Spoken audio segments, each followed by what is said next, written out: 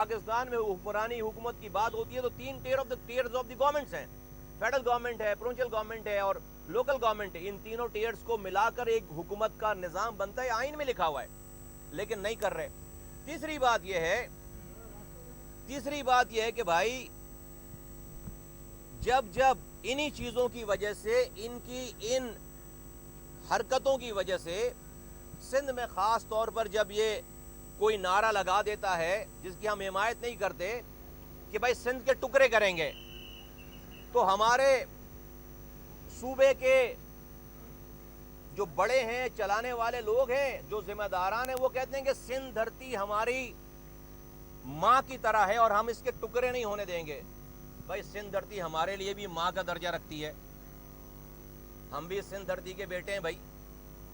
لیکن آپ جب سندھ دھرتی کو ماں کہتے ہیں تو یہ کراچی سندھ دھرتی کی ماں کا دل ہے, یہ کراچی اس دھرتی ماں کا دل ہے. تو جب آپ اس دھرتی ماں کے دل کے 6 ٹکڑے کر رہے تھے تو آپ کو اپنی اس سندھ دھرتی ماں کا خیال نہیں آیا؟ آپ نے ایک ڈسٹرکٹ کو, کراچی ایک ڈسٹرکٹ تھا, اس کے 6 ٹکڑے کر دیا آپ نے ڈی سینٹرلائز نظام کو 18 ٹاؤن سے اٹھا کر آپ نے 6 ڈسٹرکٹس پہ ڈال دیا.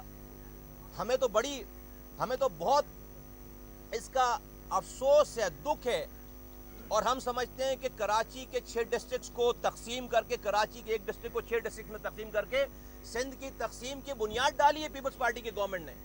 تو بھائی جس طرح سے سندھ کی تقسیم نامنظور ہے تو کراچی کی بھی تقسیم نامنظور ہے.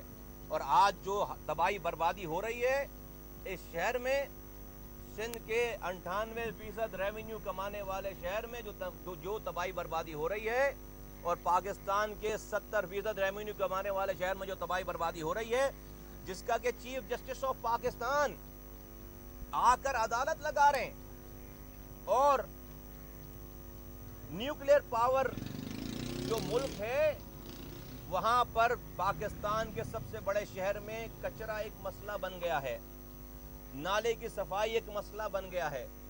ذرا سی بارش میں جو ہے تباہی بربادی, نہ بجلی ہے, نہ گیس ہے, نہ سڑکیں ہیں, نہ ٹرانسپورٹ ہے, نہ کچرا اٹھ رہا ہے, نہ سیوریج کا پانی گھر سے باہر جا رہا ہے, نہ پینے کا پانی گھر میں اندر آ رہا ہے.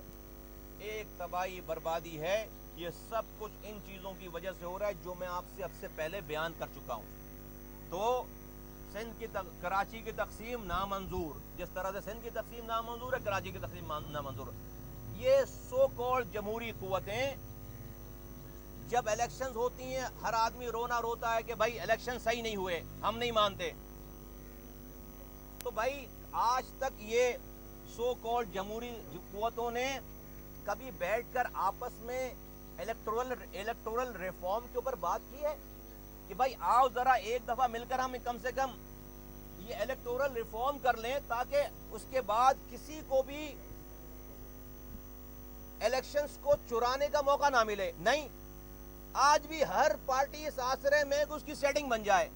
بھائی اگر جمہوری قوتیں ہو تو بیٹھو نا, بیٹھ کر آپس میں الیکٹورل ریفارم کرو. انڈیا میں الیکشنز ہوتے ہیں وہاں تو آواز نہیں لگتی, لندن میں یو کے میں الیکشنز ہوتے ہیں, امریکہ میں الیکشنز ہوتے ہیں, ترکی میں الیکشنز ہوتے ہیں, وہاں تو آواز نہیں لگتی کہ ہم انتخابات کو نہیں مان رہے, دھاندلی ہو گئی. یہ دنیا کا واحد ملک ہوگا پاکستان جہاں پر جو ہے وہ ہر الیکشن کے بعد جو ایک نئی کہانی ہے. آج تک ان سو کالڈ جمہوری قوتوں نے الیکٹورل ریفارم ہی نہیں کیا. تو میرے صحافی حضرات, پرنٹ الیکٹرانک میڈیا کے تمام دوستوں, آپ کے ذریعے میں پاکستان کے تمام لوگوں کو یہ کہنا چاہتا ہوں کہ پاکستان کا یہ نظام, طرز حکمرانی اب نہیں چلے گی.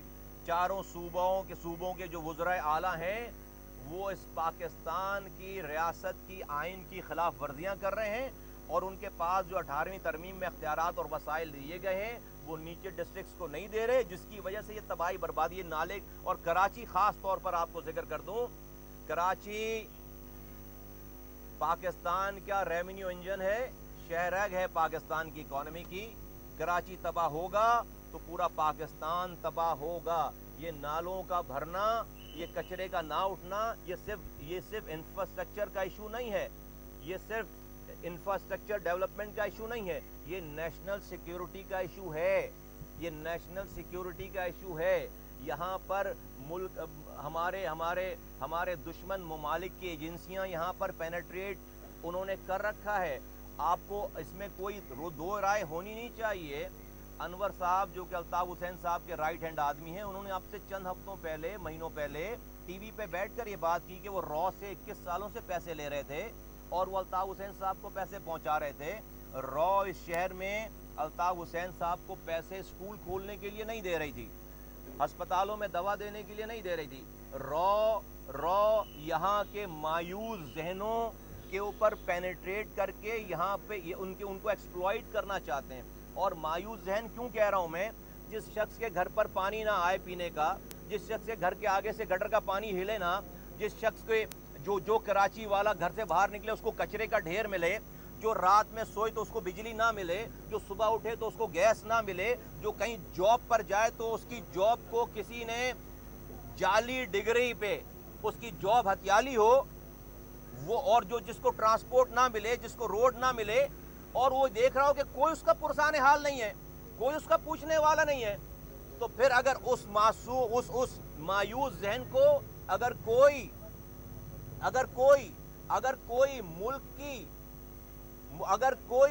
कोई मुल्क की दुश्मन अगर उनको वरगलाएगा कोई, तो 100 में से 2 लोग जरूर उनके वरगलाने में आ जाएंगे। और कहा जाता है कि भाई वफाक कराची में इंटरफेयर ना करे। भाई क्यों भाई? ये कोई मकबूजा कश्मीर है कि वफाक सिर्फ इखलाकी हिमायत करे वहां से बैठकर, और अगर कभी कराची पर बात करनी हो तो मकबूजा कश्मीर की तरह जाकर यूनाइटेड नेशन में तकरीर करे, और उसके बाद कभी एहतजाज करना हो तो इस्लामाबाद का ट्रैफिक रोक कर खड़े हो जाए, जुमे के दिन ट्रैफिक बंद कर दें कराची के लिए। ओ भाई, कराची वफाक का पाकिस्तान का हिस्सा है, कैसे इंटरवीन नहीं करे? आपने जो कर रखा है यहाँ पर सिंध में कराची के साथ, उस पर अगर वफाक इंटरवीन नहीं करे, भाई क्यों नहीं करे? वो मकबूजा कश्मीर है ये कि जहाँ पर अखलाकी हिमायत जारी रहेगी। बिल्कुल इंटरवीन करे भाई, इसलिए कि ये पाकिस्तान की नेशनल सिक्योरिटी का मैटर है। तो मैं समझता हूँ कि हमारे हुक्मरानों को अब इस पाकिस्तान पर रहम करना चाहिए। पाकिस्तान आगे नहीं बढ़ रहा जब तक ये अपने तर्ज हुक्मरानी, जब तक इख्तियारात और वसाइल नीचे नहीं देंगे, पाकिस्तान आगे नहीं बढ़ सकता। ये आपसे कहना था। कल इमरान खान हुकूमत के 2 साल कंप्लीट हो गए। कल हमने 17-18 गुजरात की प्रेस कॉन्फ्रेंस सुनी तो ऐसे लग रहा था कि पाकिस्तान में दूध और शहद की नहरें बह रही हैं। वो तो कह रहे हैं कि चंद गलतियों के अलावा 2 साल बेहतरीन कारकर्दगी है। आप इसको 2 साल को कैसे देखते हैं? दूसरा, आप कहते हैं कि जैसे वज़ीर आला के पास तमाम इख्तियारात आए, सूबाई ये एनएफसी के बाद के तहत पैसा सारा इनके पास, ये नीचे डिवाइड नहीं कर रहे। और इमरान खान ने कल भी कहा कि मैं किसी भी सूरत में अपोजिशन के साथ बैठने के लिए तैयार नहीं। ये मामला चल सकते हैं? देखिए, मैंने तो तमाम हुक्मरानों की बात की है, बिल्कुल बात की। अपनी तर्ज हुक्मरानी को जो है बदलने की ज़रूरत है। इमरान खान साहब, मैं समझता हूँ कि पाकिस्तान में ये जो जितनी भी क़ुव्वतें हैं, अगर वो जमहूरी तरीके से अगर वो कहते हैं कि आए हैं, तो ये अपोजिशन की जमातें भी जमहूरी तरीके से आई हैं। पाकिस्तान को आगे लेकर चलना है तो हमें एक नया सोशल कॉन्ट्रैक्ट करना पड़ेगा जिससे पाकिस्तान को आगे लेकर जा सकें। मैं समझता हूँ कि जब मैं हुक्मरानों की बात कर रहा हूँ तो वज़ीर-ए-आज़म से लेकर वज़ीर आला और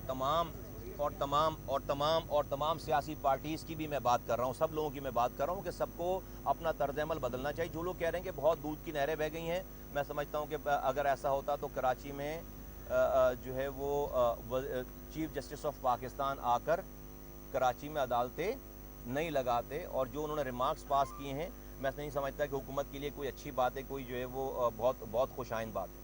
इलेक्ट्रिक की जानिब से ओवर बिलिंग की जा रही है, लोगों के घरों में 65,000 70,000 बिल भेजे जा रहे हैं, तो आप क्या कहेंगे इस बारे में, जहाँ बेरोजगारी इतनी बढ़ जाए और बिल इतना आ जाए? जी हाँ, के इलेक्ट्रिक का प्योरली मसला जो है फेडरल गवर्नमेंट हल कर सकती है, इसमें किसी सूबे की ज़रूरत नहीं है, और अगर वो चाहें तो 3 महीने में मसला हल हो सकता है। और उसका PSP ने पहले दिन से ये बात की है कि के इलेक्ट्रिक का सिर्फ वाहिद हल ये है कि आप जो है वो इनकी मोनोपोली ख़त्म करें, आप 3 से 4 कंपनीज़ को डिस्ट्रीब्यूशन की और प्रोडक्शन के लाइसेंस दें, आप लाइसेंस दें, और जब आप कंपटीशन कर देंगे तो जिस तरह से सेलुलर फ़ोन यहाँ पर पहले جو ہے وہ ایک کی مونوپولی تھی تو آپ کو پتہ ہے کہ انکمنگ کالز کے بھی آپ کو پیسے دینے پڑتے تھے. جب آپ نے اس کو لبرلائز کیا تو آپ دیکھیں کہ آج جو ہے وہ آپ کو ایک رکھی ہوئی سم لگانے کے بھی کا بھی پیکیج ملتا ہے. اسی طرح سے دنیا بھر میں الیکٹرک کے لیے, بجلی کے لیے, پاور سپلائی کے لیے ملٹیپل آپشنز ہوتے ہیں. تو ہمیں بھی جو ہے وہ اپنی ملٹیپل آپشنز پہ جانا پڑے گا اور یہ مسئلہ حل ہو جائے گا, ادروائز یہ مسئلہ حل نہیں ہو سکتا. Thank you. صاحب کراچی کے مسائل کے حوالے سے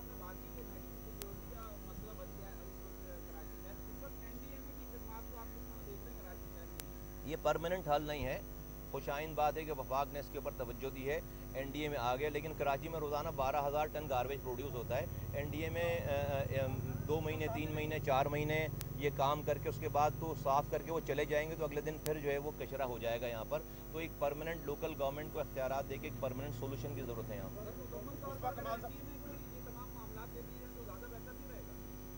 نہیں, میں نہیں سمجھتا کہ جو ہے وہ زیادہ بہتر رہے گا, اور آئینی طور پہ میرا نہیں خیال ہے کہ اس کی جو ہے گنجائش ہے. Thank you. کراچی کے مسائل صوبائی حکومت مکمل طور پہ ناکام رہی ہے, لوکل باڈیز بھی آپ کے سامنے ان کی جو ختم ہو رہا ہے.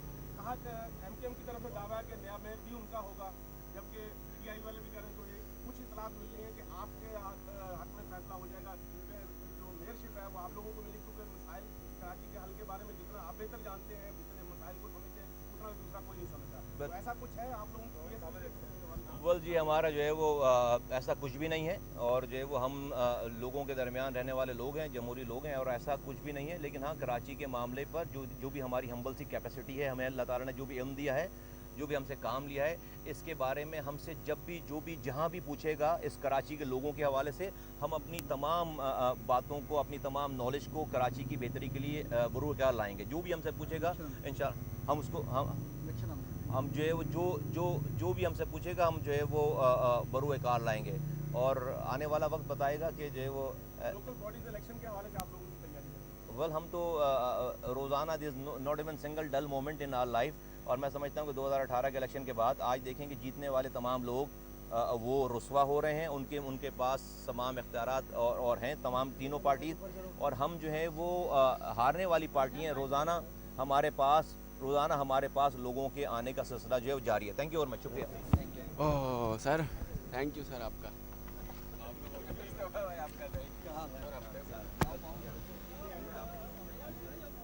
مصطفیٰ بھائی صاحب دیکھو ہے دماغ یہاں لکھ رکھا میں.